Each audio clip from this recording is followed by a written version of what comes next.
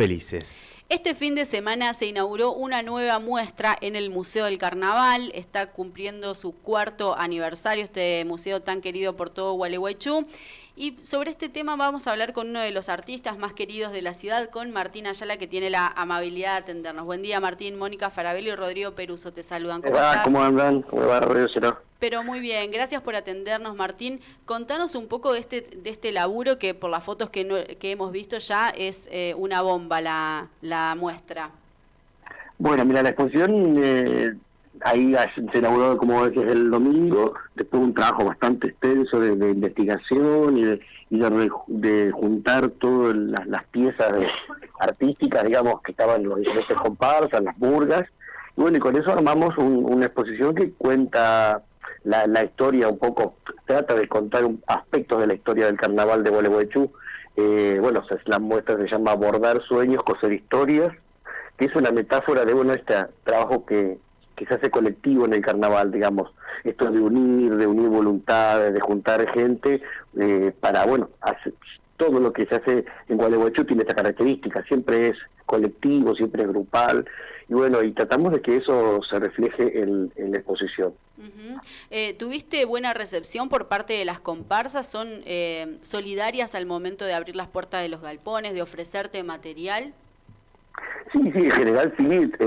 Por ejemplo, la comparsa de Papelitos de Juventud ya había su director Juanes Villagra, al cual le agradecemos. Él ya había pensado la escultura de Juancho Martínez, ya la hizo pensando en las medidas del museo, la hizo pensando para que estuviera expuesta dentro de la sala de exposición. Mirá vos.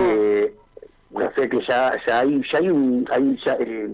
ha hecho un buen, hermoso vínculo con la comunidad, ya sea el carnaval del país como los Corsos Matecitos, pero también los vecinos que encuentran cosas en sus casas. Eso es lo interesante, que el museo está permitiendo que la gente empiece a pensar que sus objetos más preciados, aquellos que guardó por años, no sé, el cairel que usó la hija cuando salía a la comparsa tanto, o el traje cuando se hacían los cursos infantiles, en la 25, hay gente que ha aparecido con cosas así. Entonces eso hace que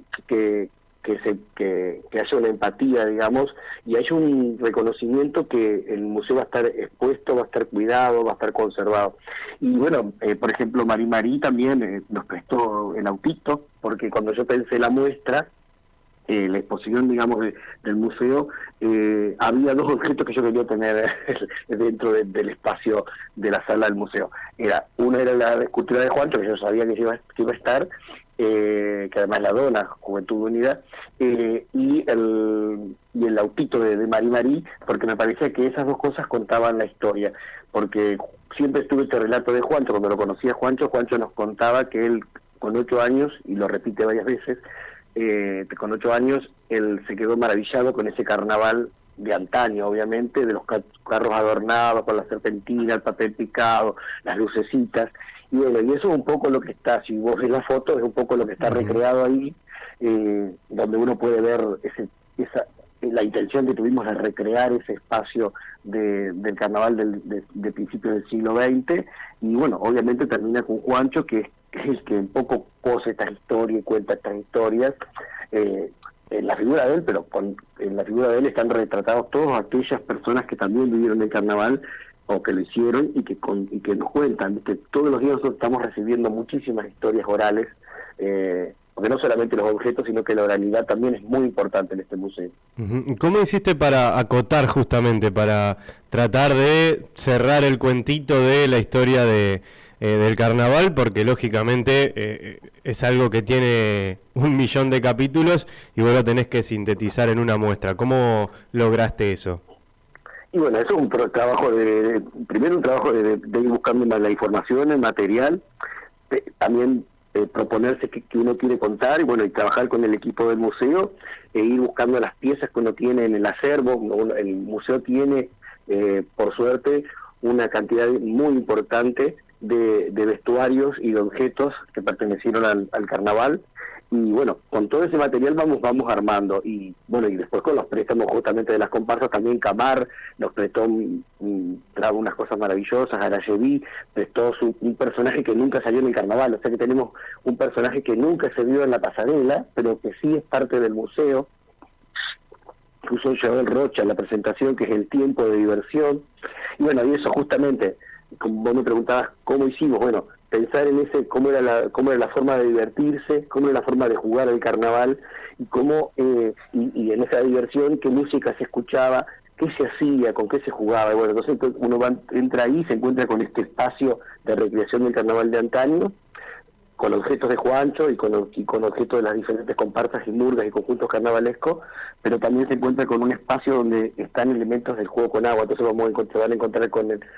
no quiero adelantar mucho para que la gente vaya. Claro, Tal obvio, cual, sí, spoileá, pero hasta ahí, tampoco le contestó. Se van a encontrar con que hay una vitrina, hemos incorporado vitrinas nuevas que antes no teníamos, con objetos que son del carnaval, de esto del juego con agua, o del juego del carnaval, ¿entendés?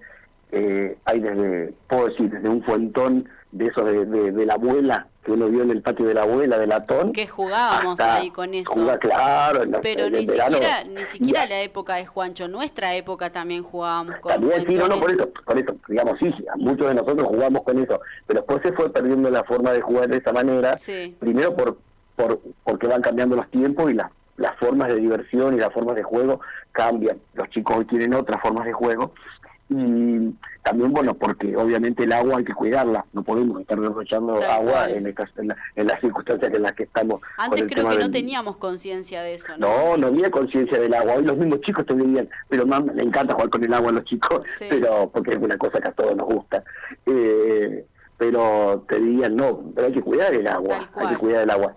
Y bueno, y después la música también, se van a encontrar, por ejemplo, los chicos van a poder apreciar una radio antigua, donde seguramente se escuchaba la música de antes.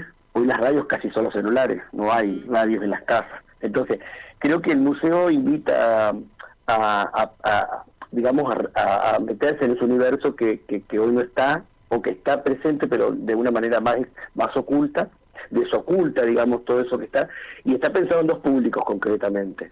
Por eso también nos permitió acotar, porque pensamos en dos públicos. Uno, las personas mayores, que son las que vivieron ese carnaval y que son las que tienen esa vivencia más profunda, y después los niños que no lo vivieron.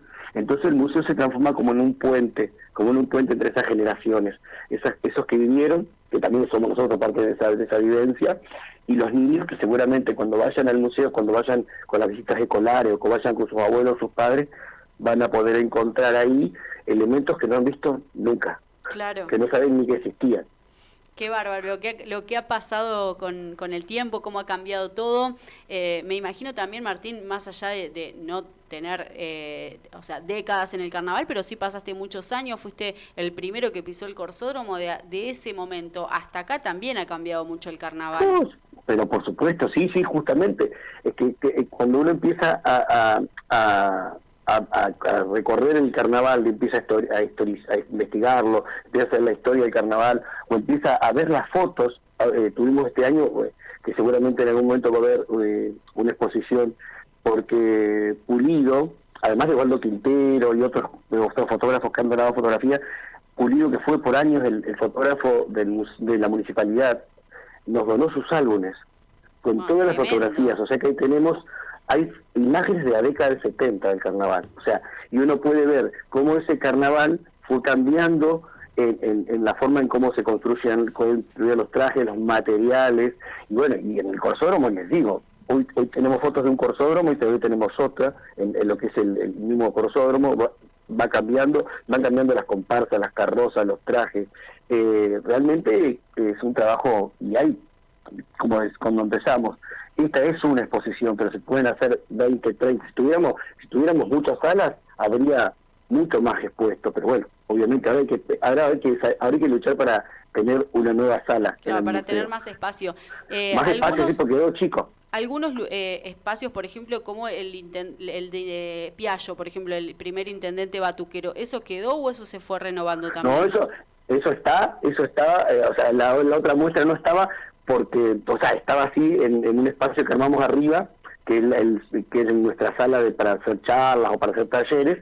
Hoy sí está nuevamente en la sala, en la parte de la música, justamente donde hablamos de la música, de los primeros batuqueros, de la primera música. Ahí Martín tiene un espacio que está con su traje, el último que usó en papelito en León, con sus palillos y sus redoblantes que lo acompañan durante años. Él fue donando algunos palillos que tienen el nombre del año que se hizo la comparsa y de la batucada de los pibes, que ya es casi un clásico en el carnaval. Eso es lo que va haciendo que el carnaval aparezcan como estos directores, o ya sean de comparsa, de las batucadas, o de las bandas, que van como creando una historia paralela a lo que es el desfile del carnaval. O sea, los pibes, las audaces, Ritmo Demoledor, o por ejemplo Ojito Jiménez. O sea, uno dice Ojito Jiménez, sabe que está hablando de batucada. Tal cual, sí, es como un tremendo personaje de Gualeguaychú. Recuerdo en marzo se había inaugurado una muestra que era dedicada a homenajear a las mujeres que habían hecho grande este carnaval. ¿Sigue estando? ¿Quedó ahí en algún rinconcito? Esa exposición sigue, ese espacio dentro de la sala sigue estando. O sea, el carnaval cuenta con varios espacios, entre ellos la impronta femenina, porque consideramos que es muy importante reconocer a estas mujeres que en su primer momento fueron las que tuvieron la idea, el coraje también de subirse a una empresa que ni sabían hacia dónde iban, que hoy es el carnaval del país, este carnaval que da que hablar y que todo el mundo lo reconoce, tanto a nivel nacional como internacional. Pero en los años fin de los 70, 80, estas mujeres fueron las visionarias y se animaron a todo, te diría que y bueno, y eso fue después una semilla que se sembró y no se pudo parar más.